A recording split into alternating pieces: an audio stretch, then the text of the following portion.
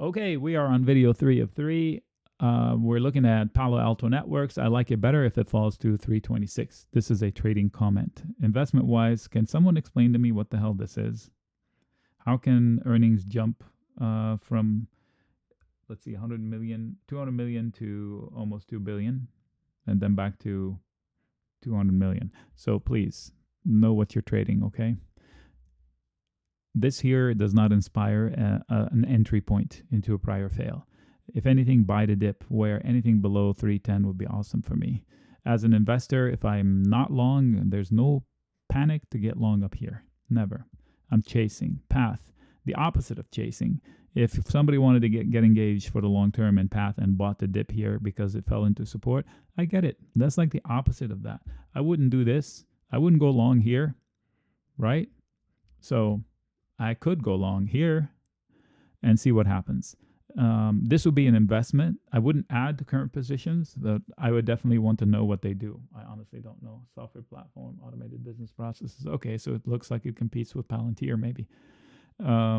Never been lower than this, and it's falling into that level. So if somebody went long, I get it. If somebody still wants to get long, I still get it. The only problem is that the market has never been higher, and this one can't find a path, can't find a floor. So take half of a position. Speaking of which, Palantir comes right next. I did not plan this. Okay, I love the company. We've gone long several times. I'm not long. I can see this getting bought out maybe. I'm not sure. But anyway, 26.6. If it goes to 27, it can go to 31. But I would rather buy the dips. And I wouldn't mind owning shares for the long term and trading around the shares. And from the trading perspective, this doesn't make an entry point for me. Closer to 24 maybe, and definitely closer to 22, yes.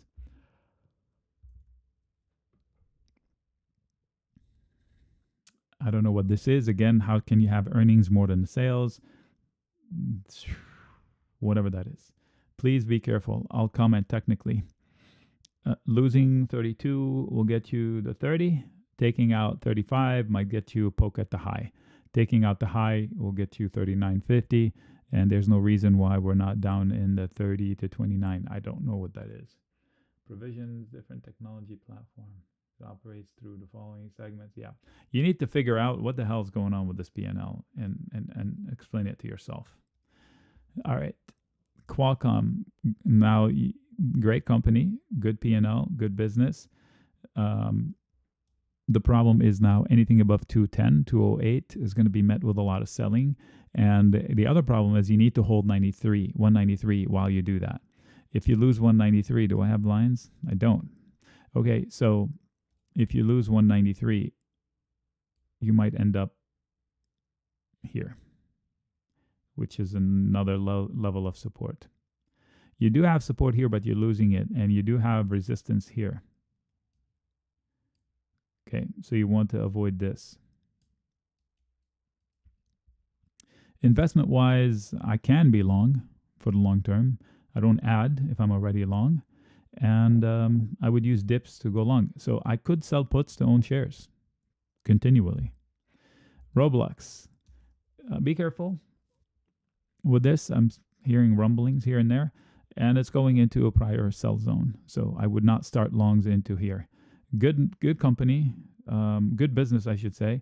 I told you the story. If you're in the live room, you've heard it. My friend got roped into a $6,000 bill because his kid got a hold of the credit card and he bought every sword there is to be bought or anything. I don't know exactly what he did, but anyway. So they know how to make money and collect money. You just need to know an entry time frame. Looking left, anything above 38. Looks heavily transacted, so that should be big resistance zone. That's what it says in the box. I just saw this. Consistent comments. Into 40. The closer you get to 40, the harder the resistance. So starting longs here is not for me. Buying dips into 34 is better. ROKU. They tell me that they make their money from advertising. So I was a big, let's see here, antagonist to ROKU a long time ago because they were in business 16 years and never made a penny. And then the market came to them and then they made money. So for me, these lines are still there. I would respect those lines. This is a consolidation zone. So the comments are already there. The closer you are to 63 and then 66 and then 70, the more resistance you're going to encounter. I would not start longs here. I would buy dips into this consolidation zone. Let's see here. First support zone, 58.50 and 56 and 55. Those are open candles that I'm calling out. Are open candles meaning areas of imbalance, like a gap. Think of it like a gap.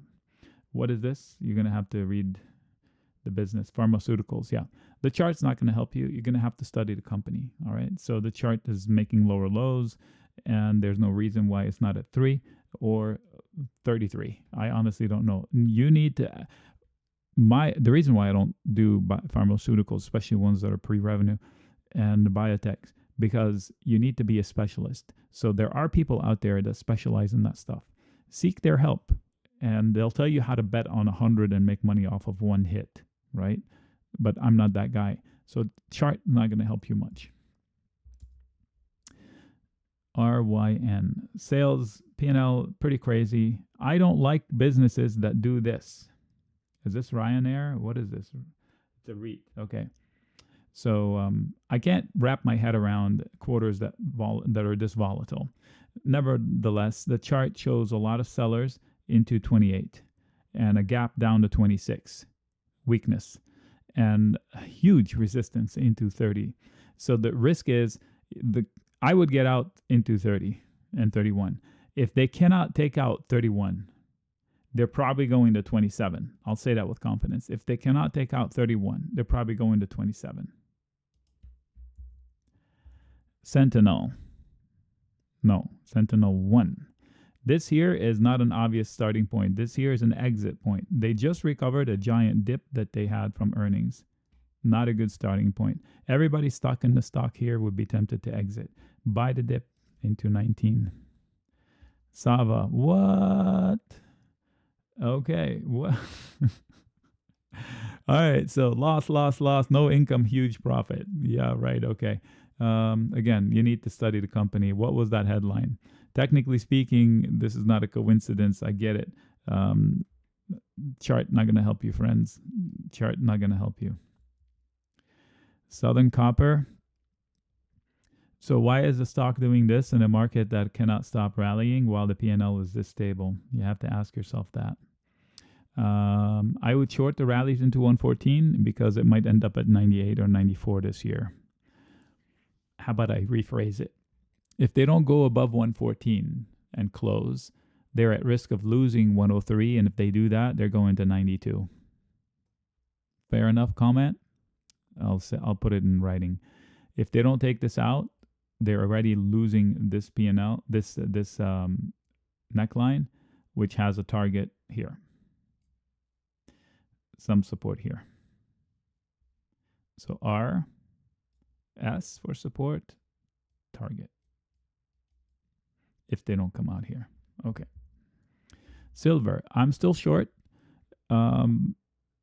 26 flash low on Thinkorswim. You can't see it here. It came within pennies of it. Oh yeah, you can see it. One day to go.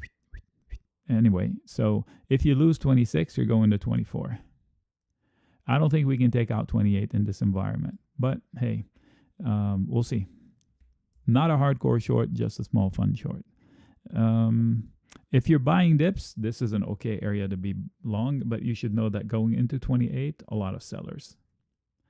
And going into 25 or lower, a lot of buyers. SMCI, why isn't the stock higher than this, right? Isn't this the mother of AI stocks? Look at the P&L, pretty strong. Why is it chosen not to be the one making higher highs? We had good lines. Look at these lines. Resistance zone, they respected it. Resistance zone, they died at it. Pivot. Now they're trying to go bearish. So the closer you get to 750, the higher the risk of getting to 575. What? Yes. They're still trying to get to this target. They lost the neckline, and they haven't recovered it yet. This poke did not recover the neckline. So they need to be above 875. So to avoid a dip down to 625 or lower. Snap. You couldn't pay me to be long this company up here. Horrible management, totally inconsistent. My judgment. You can love the management. You have your own opinion. My opinion is, just ask yourself this: do you know what business they're in? Do you know what they consider themselves to be? If you don't, let me give you a spoiler alert. They think they're a camera company. What? Yes. Go to their website. We are a camera company. That's what it used to say last time I went. Going into a prior fail. Yes, it looks exciting to break out from 17 and get to 19. I would leave it. I would be out of longs here, and if it definitely gets up to 18 or higher, I would be out there. Why? Because that's what the disaster area was before. This was too big, maybe. This was too big, definitely. Somewhere in the middle lies the truth. So I like it more around 14 to 13 from a trading perspective. From an investment perspective, I have no interest in this whatsoever. Plenty of better stocks. Like this one.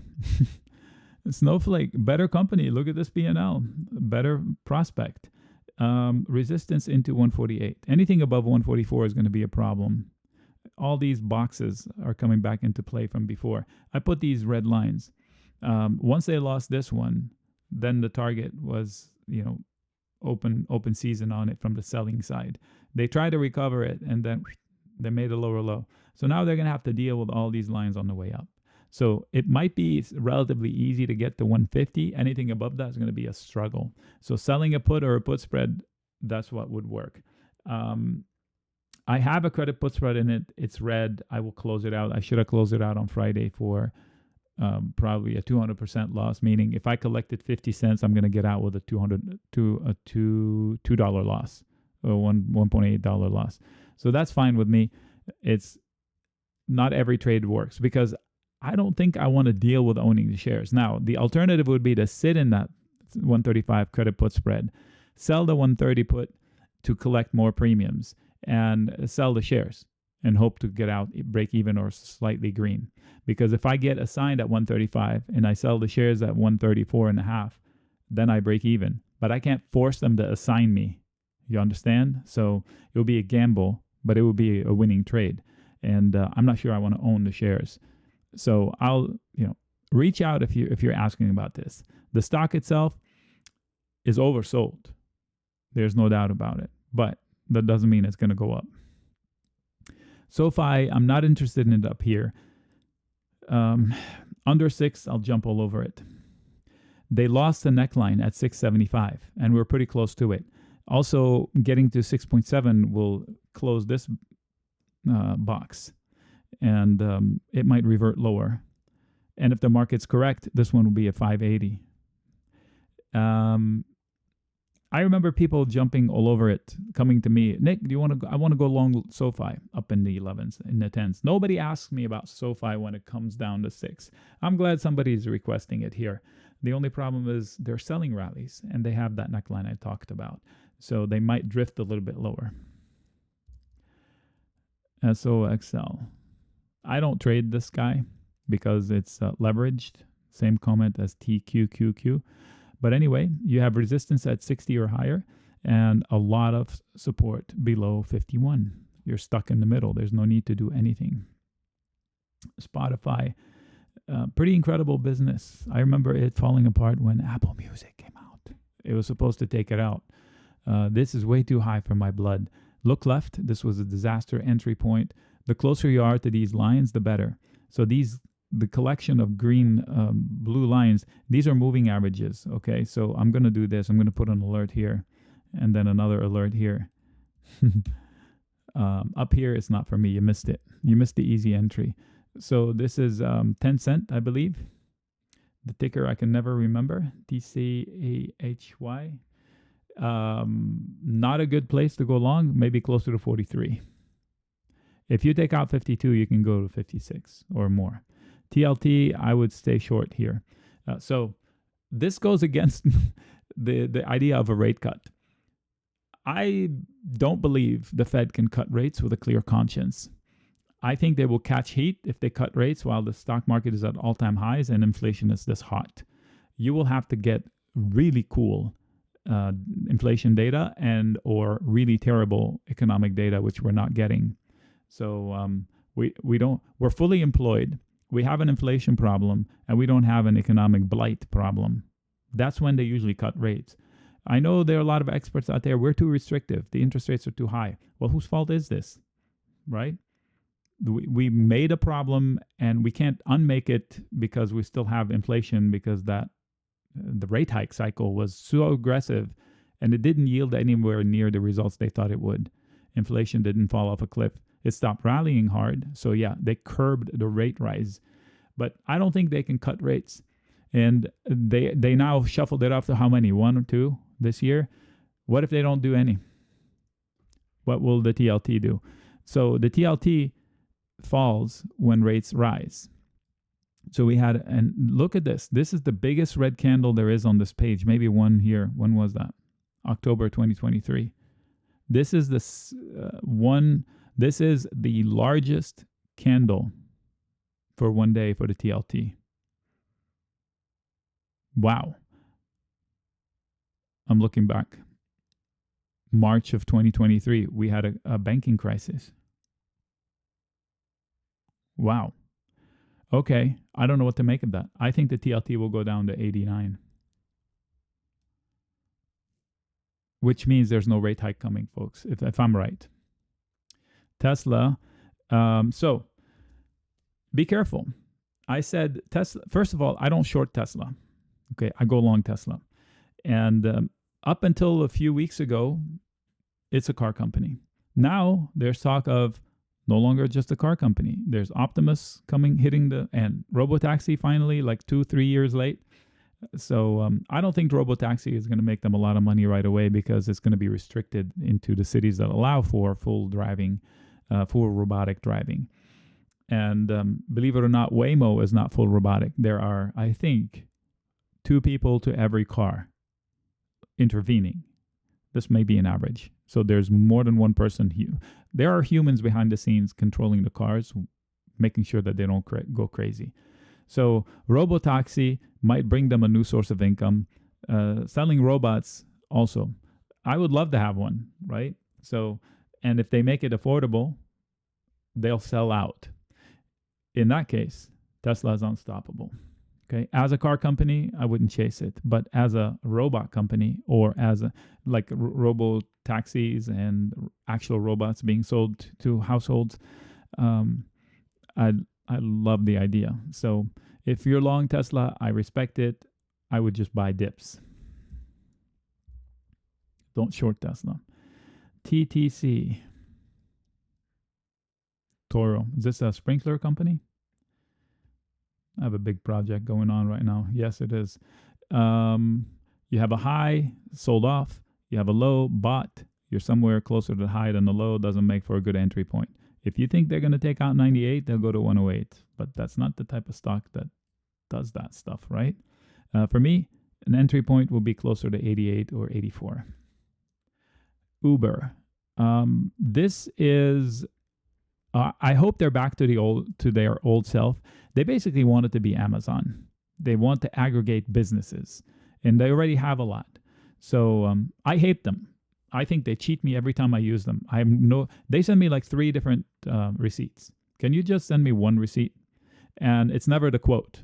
Like they say, oh, it's $17 to get this car. And I get in the car, it's like 20, 21. And then by the time I get the receipt, it's like 40. Not quite, but you know what I mean?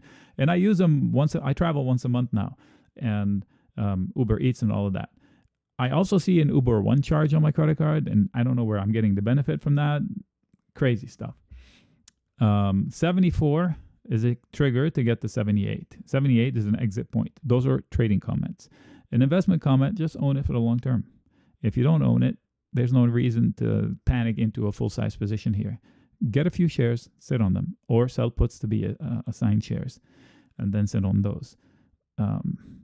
Super good support at 63. If for whatever reason you lose 63, I think you get an entry below 50. Yeah, I said it. If you lose 63 convincingly, you probably will get it below 50.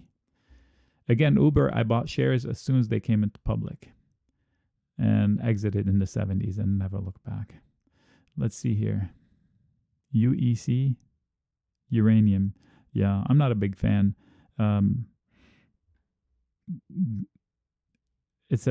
Anyway, it's a meme that took a life, and now you have a technical problem at 650 to 670.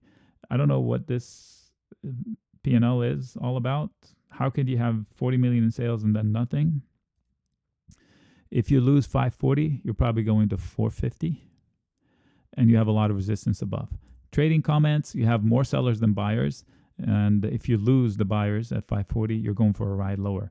This seller looks pretty tough to me. I don't think you can crack into 670 convincingly, and if you can, you're going to encounter the same problem at 720, if not bigger. VKTX, Viking Therapeutics. Again, no income, nothing but spending. The chart's not going to help you, but I'll comment on the chart. 61 or higher looks impossible. If you get to 68, exit. Really easy to lose 46, and if you do, you're going to 38. Those are trading comments versus the investment comments. That's on you. Vertiv Holding, what do they do?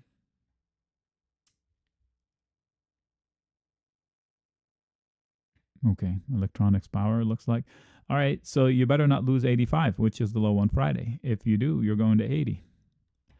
Meanwhile, you're selling rallies and you're drifting lower. If you lose 85, you're going much, much, much lower overall over time. You might get an entry in this one below 70 in the next few months if you lose 85. Let me give you a visual. If you lose 85, you go into here where you have support, but the target will be here somewhere in a series of lower lows and lower highs. This will be a good buy the dip zone. I wouldn't short it, but I want to give you a visual as to where you can get long. Victoria's Secret, they lost support, and now support is resistance. So this letter S is now R. And to put a visual to it,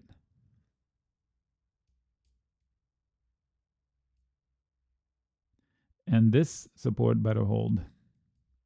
If not, you go into here somewhere.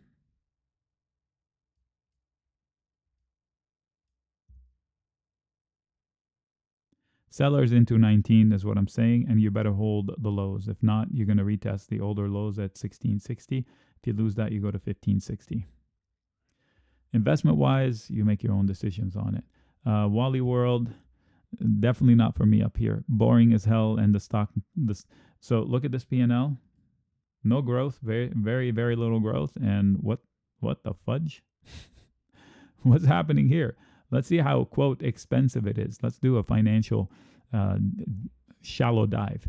All right, so there's single-digit growth, right? Net income teeters. Let's call it growth, but cash, definitely a cash cow. 35 billion a year in cash from operations. That's improving a lot over the years, right? Quarterly, here and there. And let's go to valuation. This is not a growth company, right? We established that already. So PE matters. Is 29 on the high side. It's not super expensive. Price to sales is expensive compared to itself. So there's no reason why I want to chase a stock like this on Walmart when the P&L is this boring. How about an entry below 63? What if it doesn't get there? Then what if it doesn't get there? I'm not going to be in it. WYNN would be a good long here for a swing trade opportunity. Maybe you can get to 95. As long as you don't go below 87. You go below 87, you're going to be able to repeat the entry at 85 or lower. If it goes to 85 or lower, I'm interested in swing trading it long. 37 days until the next earnings report. XLI. Short the XLI, and I'm not losing money because I sold calls and bought puts. Okay. This was really profitable here. That's when I scalped some of my puts. I don't know if I still have puts. I'm definitely short calls. I may have closed all my puts on this one. But I did share the setup with you a while back. This arrow is still doable. You just need a weak week in the stock market. A non-powerful week in the stock market. And the industrials, they need a rate cut. So if you get a headline of a rate cut, these will spike. Why? Because you need big money to finance. Exxon, I would be out. So 117 plus or minus is a target zone. That letter R is still there. So buy the dip in Exxon, which is pretty weird. I mean, I don't think it moves with the price of oil anymore as religiously as it used to. And I wouldn't short it, but if I'm long for a trade, I would be exiting Exxon. Zscaler. So I would say the same thing about this one, except that this one has momentum. So this is a momentum stock. If they can clear 193 to 95, they can get to 215, 220. This is not Exxon. This is Zscaler. It moves fast in both directions. We bought the dip, I believe. I'm not sure I would start longs here. I would start trimming and leave runners of maybe. This thing can rally a lot. You can get an easy 10-15% upside from here. If it dips into 180, you can buy the dip for a trade to curl back up. So if I'm not long and if I'm looking to get long, that's a lot of resistance. So I would buy the dip to see if they can do this. I think this is the last stock here. Woo! Okay, we're back to Apple. So this is the last stock. Thank you for watching at home. Next time, try to join us. We will answer questions live.